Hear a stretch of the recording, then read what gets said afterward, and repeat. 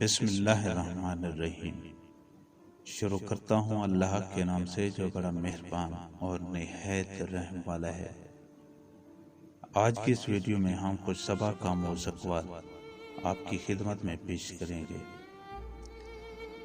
کسی کو احساس دلانا ہو تو ضرور دلائیں، لیکن اس بات کا خیال رکھیں کہ اس دوران اس کا دل نہ ٹوٹ جائے۔ وہ مرد عورت کو اپنے قابو میں کر لیتا ہے جس عورت کی کمزوریوں کو وہ اپنی دسترس میں لے لیتا ہے، اور عورت کی سب سے بڑی کمزوری محبت ہوتی ہے، اور مرد اس کمزوری کو ہتھیار بنا لیتا ہے۔